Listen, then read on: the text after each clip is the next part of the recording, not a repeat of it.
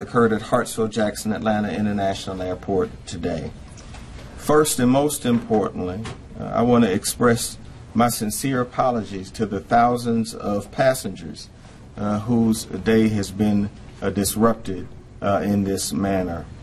We certainly understand that the outage has caused frustration and anger, and we are doing everything that we can to get folks back home right away.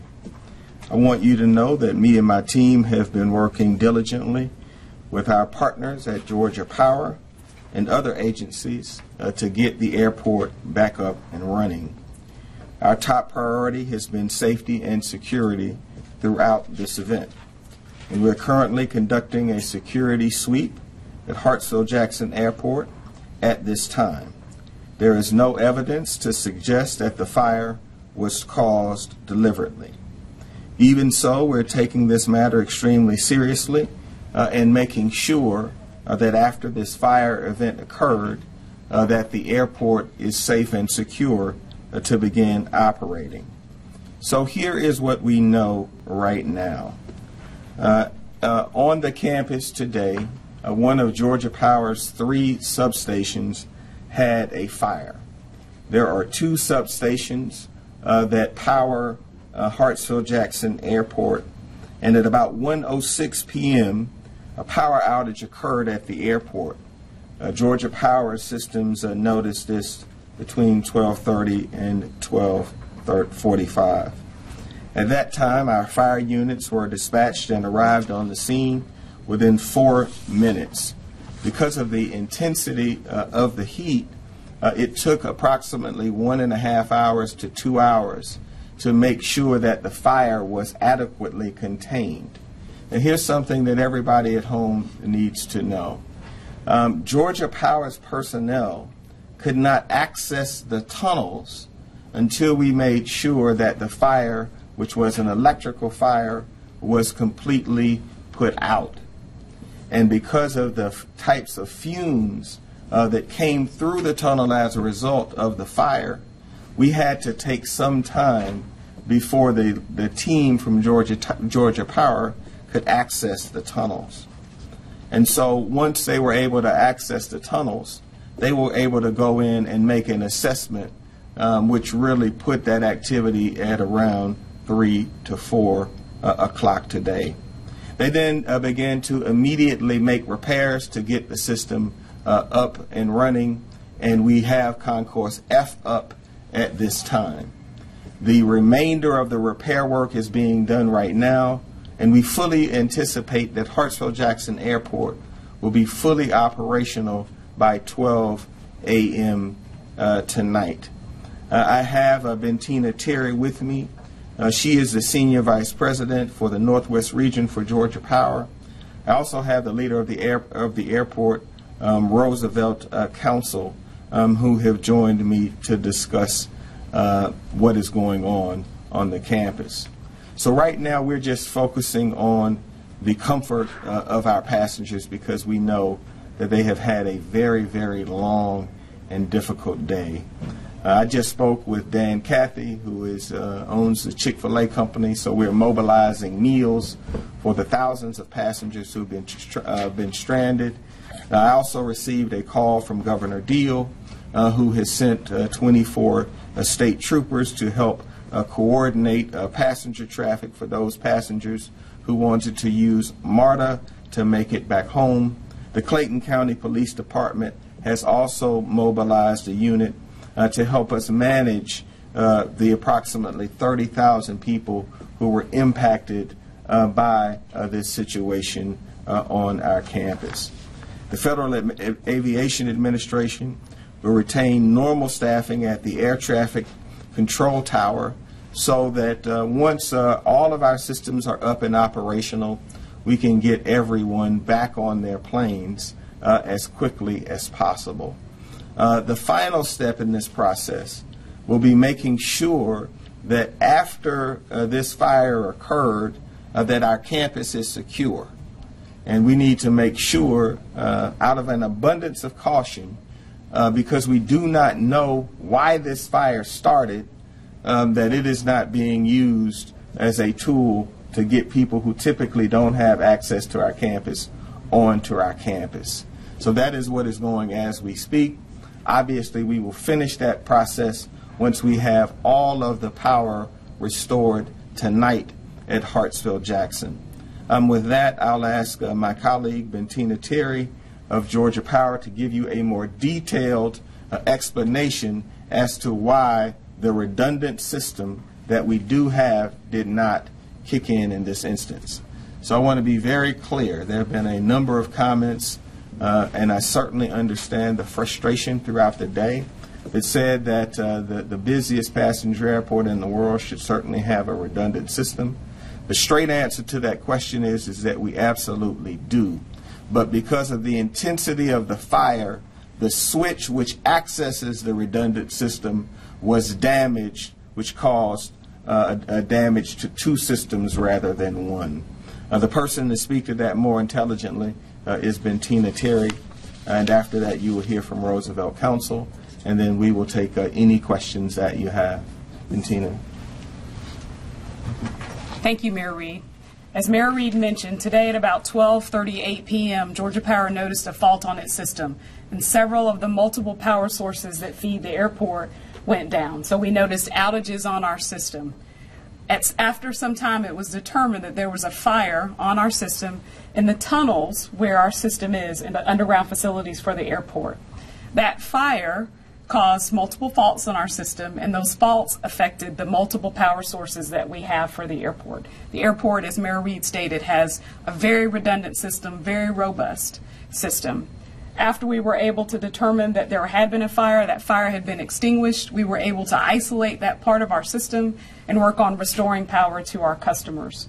Right now, we don't know the cause of the fire. It will take some time to investigate it. We are more focused at this time on restoring power to the airport so that the customers and the passengers of the airport can get on their way. Thank you. Good evening, everyone. So, on behalf of the airport, let me just reiterate what the mayor said, that we're deeply sorry for all of the inconveniences that we've actually caused our customers. It's not the way that we do things at Hartsfield-Jackson. But the reason for the events today and our ability to respond very quickly with our partner, Georgia Power, has put us in a position to where we were able to identify the problem and work hard to try to resolve the problem. So the airport and Georgia Power has always worked in conjunction with making sure that the airport is properly powered. We've worked with them on our plans, we've worked with them on our progress in making this airport as strong as possible. And we will continue to work in that relationship. But we will also continue to update the public on where we are with what's going on at Hartsfield-Jackson. As we passenger load that we have in on our concourses as well as in our terminal. We are reaching out to those passengers. As the mayor mentioned, we are looking to provide them with food and other things that we hopefully will make their troubles not so rough in terms of what has happened here. And so I just want to also say that that we remain in normal operations, and with the FAA, that's clearly important. And so because of the staffing that we have at the air traffic control towers, we will continue to be open, and we will continue to be accepting non-commercial air traffic and cargo operations. So air traffic controllers also will be ready to handle commercial flights as soon as they resume. So, as usual, Hartsfield-Jackson is ready to step up to the task that has actually been presented and continue to operate in the way that has made it the world's busiest and most efficient airport. Thank you. And we'll now take any questions from members of the press that you have. Mayor Reed, Caitlin Pratt with Fox 5. Can you positively at this point rule out terror? That's on the minds of so many people. We can't rule it out at this time. As I said, right now we are moving forward with a sweep of the premises, and we need to make sure that we've secured our campus. And so that is contributing to a bit of the delay. Georgia Power is actively engaged in getting our power back up, but because we don't know the source of the fire, we have no way of absolutely knowing at this time that that our system may have been tampered with in order to create this kind of chaos and confusion. So we're not going to allow that to impact our security measures, which is why Chief Shields is here and the Deputy Chief with responsibility for this campus. I'm sure you folks practice and practice again. We've all been to the drills. Communication, or the lack of it, really a concern we heard from passengers in the terminal, people in the cell phone lots, those on the plane. How do you address those concerns at this point? No one knew really what was going on. Well, first of all, I apologize. The airport started communicating about 1:38 p.m., but we really were working hard to get to the bottom of this. In terms of the delay, until we could access the substations, we could not give an answer on when we could fix them. And the intensity of the heat on the fire, and we're going to share just the extensive damage that was done, impacted the switch that would have allowed the redundancy to kick in.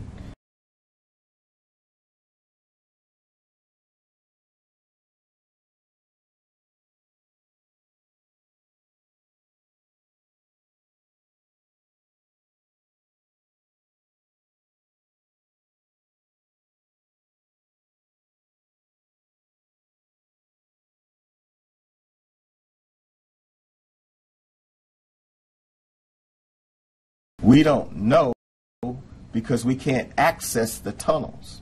These tunnels are underground. They are lengthy. And to find out where the problem occurred took time. So Hartsfield-Jackson was communicating what it knew through its Twitter handle. But in today's time, as you know, people just want more information. The advice that we received, candidly, and I took it, was that rather than give wrong information, we needed to hold and be able to speak the truth. And so I didn't come to do a press event until I could actually answer the questions that you have. So the fire occurs around 1 p.m. The fire department goes in around 1:04. It takes them about 2 hours to assess the situation, fight through the fumes and all of the rest. That puts you at about 3 o'clock. The situation then has to cool. We had to put fans and ventilate the area to make it. They then went in and accessed it and made an assessment, and as soon as the fire scene cooled, they immediately got to work. We then got F up and running. And so the decision to ventilate the area was whether we were going to try to unload 30,000 people out of Hartsfield-Jackson once we had some sense that we would have the airport open by midnight. So what we did was to respond to the passengers who wanted to leave right away on MARTA. We did that. We provided shelters. And then because the power was out, it impacted our ability to provide food and comfort. We immediately started distributing water. But this was a situation where the judgment, as angry and frustrated as people were, was better to keep the folks on the facility to the extent that we could. We can always do a better job of communicating, but whenever you have thousands of passengers who are stuck on planes, I really don't believe that there's any pleasant message other than we have the power restored, and this is when we're going to have the airport fully operational so that you can move on with your lives. As Ms. Terry can tell you, these kinds of fires are very rare with our substations, certainly with Georgia Power. I can't give you a number, but it is an extremely rare occurrence. But I want to be very clear. We do have a redundant system, but it was impacted by the intensity of the fire. Yes, ma'am. Yes, I just wanted to ask, you talked about the evacuations and providing meals and services. Exactly where are people going who need somewhere to stay tonight, and what exactly are you providing for them? So we have mobilized the Georgia International Convention Center, which is about an 8-minute drive from where we stand right now. And the Georgia International Convention Center can accommodate 8,000 to 10,000 individuals. We will provide shuttles and bus service to the Georgia International Convention Center. A number of people are accessing MARTA directly to access downtown hotels because that's a choice that they have made. We have facilitated that. And then we've called our partners at the Georgia World Congress Center to make additional arrangements available. And then finally, there are a number of people who've made the decision to stay inside of the airport and stay there and wait for the power to be restored because they want to get on their flights right away. All of our airline partners are already working to rebook their passengers as we speak. Mayor, do we know how long that will take, though? How long passengers will be delayed because of the rebooking process? Our sense is that it will take 6 to 8 hours to clear the system out. The only good part of this, if there's any good in it, was that this was on a Sunday rather than one of our high-volume days like a Monday or Tuesday. So because it was on a Sunday, our volume was significantly lower than it would typically be. Once that power is restored, how long will it take before that first flight can go out? You'd have to, I don't want to guess. I know the folks at Georgia Power are just working so hard just to get the all-go sign on and to have power fully restored. Delta will certainly have a statement. Southwest and our other airline partners will have a statement shortly after our press event. What we all decided was it was important for me to explain in detail how we got where we are, but to be able to give you an answer on a road forward. So just let me be clear. Between 1 and 4 p.m. today, there really was no accurate information to provide you. You had very courageous firewomen and men that went into tunnels to secure and put out the fire. That took 2 hours. We then had to place ventilators in that system so we could send Georgia Power personnel in. And then it took about 2 hours to go through a system that is massive, identify the problem, get to work fixing it right away. Then you saw F go up, and we're confident that by midnight 12 is going to go up. The entire campus will be back on. Mayor, we had been hearing reports of looting in the terminals. Maybe this is a question for Chief Shields. Is there any truth to that? That is not true. I can answer that question. We have not had looting inside of Hartsfield-Jackson Airport at all. The real call was whether you wanted to clear out the entire airport. And if we had cleared out the entire airport, by the time that had gotten done, the power was going to be up. So what we were waiting to hear from our experts at Georgia Power was how long it was going to take. They couldn't tell us how long it was going to take in tunnels that were consumed with poisonous fumes. Were there any emergencies during this time? It was a lengthy period on the plane, on the plane train, in the terminals. If so, how were those emergencies addressed in the dark? So here's what we know. At this time, at the time of this press event, we have not had any emergencies or medical events that have occurred today that we are aware of or have been notified within 5 minutes of me walking out to address you. But what we wanted to do today was we did not want to come before you until we had real answers and that we could really have the conversation go wherever you all wanted to take it. So I come out this evening prepared to talk about everything but how the fire occurred. We do not know how the fire started. I guess the question needs to be asked, should there be a backup to the backup? You know what? The good thing is that we're going to have that conversation as soon as Georgia Power conducts its investigation and finds out how the fire started. But I just spoke with Paul Bowers on the phone. Bettina has been by our side all day. The bottom line was you had a choice. Do you want to know how the fire started or do you want to get the power back on? So we made the decision today to focus our resources on solving the problem and getting folks home, and we can all sit around and talk about how the fire started at another time, and it's certainly going to be an open and transparent investigation, and the results are going to be made known. But thank you all so much for coming out on a Sunday. Once again, I just want to re-emphasize how deeply sorry I am for the inconvenience that was caused to thousands of passengers today. And I want to thank the women and men of the Atlanta Fire and Rescue Department for doing an outstanding job responding within minutes.